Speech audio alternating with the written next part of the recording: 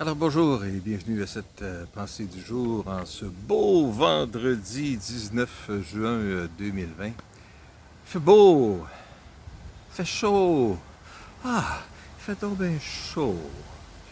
On a envie de se plaindre, hein? Ah, on se plaint tout l'hiver parce qu'il fait froid, parce qu'il neige, parce qu'il tombe de la pluie, parce que ça gèle. On on se plaint encore le printemps parce qu'il pleut, parce que c'est gris, parce que c'est ennuyant, parce que les temps sont longs. Ah, c'est ça, hein? On se plaint tout le temps. Écoutez, j'aimerais juste simplement vous dire qu'on est on est en période estivale très bientôt. Dès la semaine prochaine, l'été sera commencé officiellement. Alors, je veux simplement vous dire que dès la semaine prochaine, donc, on se mettra en mode estival pour nos pensées du jour, c'est-à-dire que au lieu d'avoir 5 rendez-vous par semaine, nous n'aurons que 3 rendez-vous par semaine, donc mardi, mercredi et jeudi pour nos pensées du jour. Mais on veut maintenir le cap pendant toute la période estivale.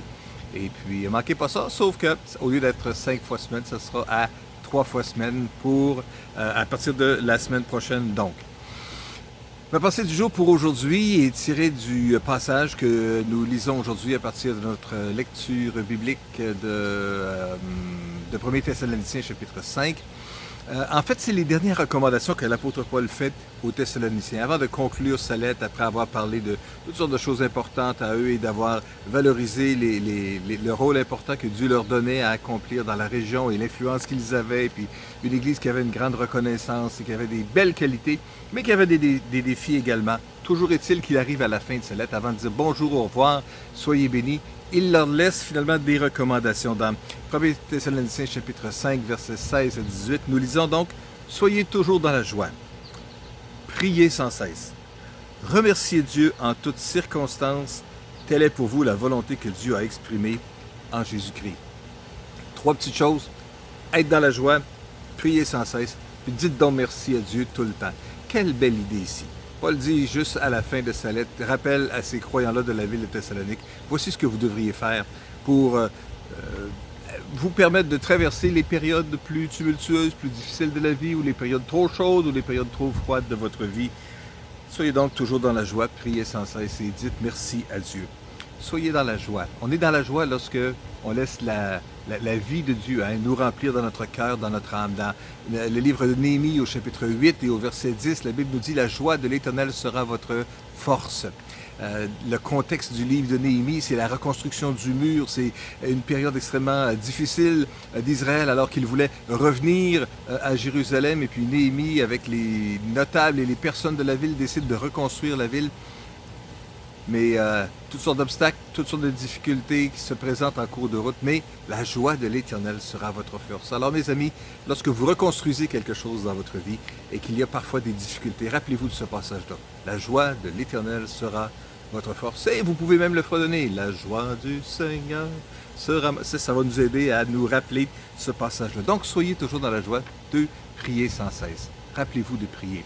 Quand on est dans la joie du Seigneur, quand on chante des louanges, bien, c'est sûr que ça va venir d'une façon naturelle d'exposer nos besoins à Dieu et de simplement dire « Seigneur, telle préoccupation, telle situation, ça me préoccupe pas mal. Qu'est-ce que tu ferais? Qu'est-ce que tu penses que ce serait... » Et ce serait merveilleux de juste ressentir à ce moment-là. Peut-être le Seigneur qui va nous suggérer une pensée ou qui va vous donner un aperçu complètement différent de la façon de voir la difficulté ou le défi qui se présente devant vous.